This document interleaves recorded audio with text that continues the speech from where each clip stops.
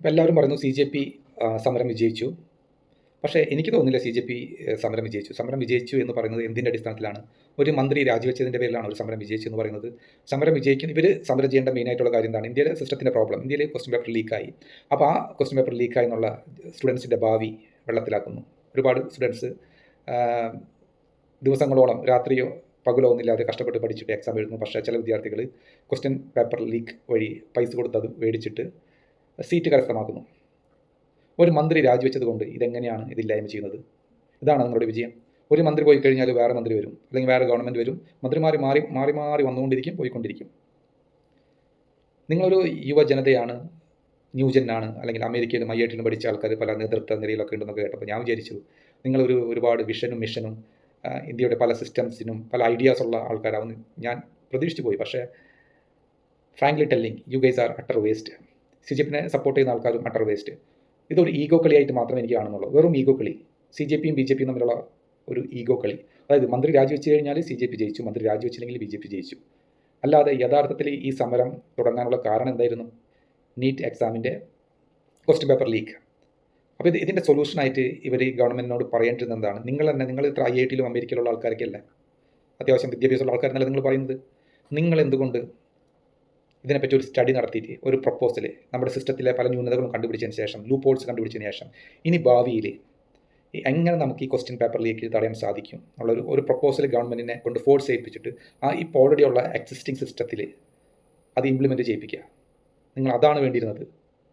അത് നിങ്ങളുടെ ഐഡിയാസ് വെച്ചിട്ട് ഒരു സിസ്റ്റം നിങ്ങൾ തന്നെ പ്രപ്പോസൽ ചെയ്തിട്ട് ഗവൺമെൻറ്റിനെ കൊണ്ട് ഫോഴ്സ്ഫുള്ളി സമരം ചെയ്യിപ്പിച്ചിട്ട് അടുത്ത വർഷം മുതൽ അല്ലെങ്കിൽ നെക്സ്റ്റ് 6 മന്ത്സിനുള്ളിൽ ഇത് ഇംപ്ലിമെൻറ്റ് ചെയ്ത് കഴിഞ്ഞാൽ ഇനി ക്വസ്റ്റ്യൻ പേപ്പർ ലീക്കേജ് ഇല്ലായ്മ ചെയ്യാൻ സാധിക്കും.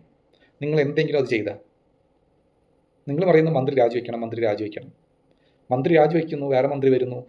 നിങ്ങൾ ഈ സമരം വിജയിച്ചു എന്ന് പറയുന്നു. നിങ്ങളോട് ഞാൻ ചോദിക്കുന്ന ചോദ്യം, നിങ്ങൾക്ക് ഗ്യാരണ്ടി പറയാൻ സാധിക്കും? 100% ഗ്യാരണ്ടി നിങ്ങൾക്ക് പറയാൻ സാധിക്കുമോ? നിങ്ങൾ സമരം വിജയിച്ചു, ഇനി മുതൽ ഇന്ത്യയിൽ ക്വസ്റ്റ്യൻ പേപ്പർ ലീക്കേജ് ഇന്ത്യയിൽ ഒരു സെൻട്രൽ എക്സാമിനേഷനോ ഒരു സ്റ്റേറ്റ് എക്സാമിനേഷനോ ഉണ്ടാവില്ല എന്നുള്ള ഗ്യാരണ്ടി നിങ്ങൾക്ക് തരാൻ സാധിക്കുമോ? ഇനി ഒരിക്കലൊന്നും വേണ്ട, നെക്സ്റ്റ് 1 ഇയറിൽ അല്ലെങ്കിൽ വേണ്ട നെക്സ്റ്റ് 2 ഇയേഴ്സിനുള്ളിൽ പോട്ടെ, നെക്സ്റ്റ് 1 ഇയറിനുള്ളിൽ തന്നെ ഒരു സ്റ്റേറ്റിലും ഒരു സെൻട്രൽ ഗവൺമെൻറ് എക്സാമിന് പോലും ക്വസ്റ്റ്യൻ പേപ്പർ ലീക്കേജ് നടക്കില്ല എന്നുള്ളൊരു ഗ്യാരണ്ടി 100% നിങ്ങൾക്ക് തരാൻ സാധിക്കുമോ? നിങ്ങൾ നിങ്ങളുടെ സമരം വിജയിച്ചു എന്നല്ല പറയുന്നത്. അങ്ങനെ നിങ്ങൾക്ക് 100% ഗ്യാരണ്ടി തരാൻ പറ്റിയില്ലെങ്കിൽ പിന്നെ എന്തടിസ്ഥാനത്തിലാണ് നിങ്ങൾ നിങ്ങളുടെ സമരം വിജയിച്ചു എന്ന് പറയുന്നത്? ഒരു മന്ത്രി രാജിവെച്ചതുകൊണ്ട് മന്ത്രിമാർ വരും പോവും. ഈ CJPയുടെ പാർട്ടിയുടെ ഒരു പേരെന്തായിരുന്നു? അഭിജിത്ത്. സ്റ്റേജിൽ നിന്നിട്ടുള്ള ഇമോഷൻസ് മന്ത്രി രാജിവെച്ചു എന്ന് കേട്ടപ്പോൾ, മന്ത്രി രാജിവെച്ചപ്പോൾ എന്തോ ലോകം കീഴടക്കിയ പോലെയാണ്. നിങ്ങൾ യഥാർത്ഥത്തിൽ BJPയുടെ മന്ത്രി രാജിവെപ്പിക്കാനാണ് നിങ്ങളുടെ ഉദ്ദേശം, അല്ലെങ്കിൽ ഇന്ത്യയുടെ യങ് ജനറേഷൻ, അതായത് സ്റ്റുഡൻസിന്, ഇനി ഒരുപാട് സ്റ്റുഡൻസ് ഓരോ വർഷവും എക്സാം എഴുതാനുണ്ടല്ലോ, ആ സ്റ്റുഡൻസിൻ്റെ ഭാവിയാണ് നിങ്ങളുടെ ഉദ്ദേശം. ഇനി ഇവിടെ എഴുതാൻ നിൽക്കുന്ന ഇവിടുത്തെ ഇന്ത്യയിലെ സ്റ്റുഡൻസിൻ്റെ ഭാവിയാണ് നിങ്ങളുടെ ഉദ്ദേശമെങ്കിൽ എന്തുകൊണ്ട് നിങ്ങൾ ഇങ്ങനത്തെ മൂന്നാംകടി രാഷ്ട്രീയക്കാരുടെ രാജി ആവശ്യപ്പെടുന്നു? 50, 60, 70 വർഷം പുറകോട്ട് പോയി കഴിഞ്ഞാലും അന്നത്തെ രാഷ്ട്രീയക്കാർ ചെയ്യുന്ന സെയിം ഇതാണ്, രാജി. നിങ്ങൾ യഥാർത്ഥത്തിൽ ഇവിടെ സ്റ്റുഡൻസിൻ്റെ ഭാവിയാണ് നിങ്ങൾ വേദനിപ്പിക്കുന്നതെങ്കിൽ എന്തുകൊണ്ട് ഒരു നല്ല സിസ്റ്റം ഇംപ്ലിമെൻറ്റ് ചെയ്യാൻ വേണ്ടി ഗവൺമെൻറ്റിനെ ഫോഴ്സ് ചെയ്യിപ്പിക്കുന്നില്ല? പല കാര്യങ്ങൾ നിങ്ങൾ ആവശ്യപ്പെട്ടു. എന്തെങ്കിലും ഒരു ആവശ്യം നിങ്ങൾ പറഞ്ഞു, ഇനി മുതൽ നീറ്റ് എക്സാമോ അല്ലെങ്കിൽ ഏതെങ്കിലും ഒരു എക്സാമോ ഈ രീതിയിൽ വേണം നടത്തേണ്ടതെന്ന് എന്തെങ്കിലും ഒരു കാര്യം നിങ്ങൾ ആവശ്യപ്പെട്ടു. ഇതിൻ്റെ എക്സാമിൻ്റെയും ട്രാൻസ്പാരൻസി നിലനിർത്താൻ വേണ്ടിയിട്ട് ഇങ്ങനെ നിങ്ങൾ ഇംപ്ലിമെൻറ്റ് ചെയ്യണം, ഒരു പുതിയ ലോ കൊണ്ടുവരണം, അങ്ങനെ എന്തെങ്കിലും ഒരു മാറ്റർ നിങ്ങൾ ഗവൺമെൻറ്റിനോട് ആവശ്യപ്പെട്ടു. പിന്നെ എന്തടിസ്ഥാനത്തിലാണ് നിങ്ങളുടെ സമരം വിജയിച്ചത്?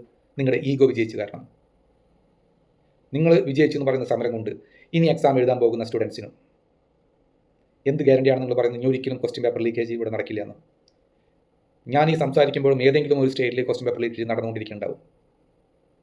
ഒരു വർഷം ഇനി ഇന്ത്യയിൽ ഒരു ക്വസ്റ്റ്യൻ പേപ്പർ ലീക്കേജ് ഒരു സ്റ്റേറ്റിലും നടക്കില്ല നിങ്ങൾക്ക് ഗ്യാരണ്ടി പറയാൻ പറ്റുമോ?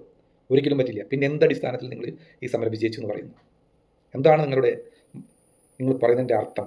നിങ്ങൾ സമരം വിജയിച്ചു എന്നുള്ളത് ഒരു മന്ത്രി രാജിവെച്ചതുകൊണ്ട്?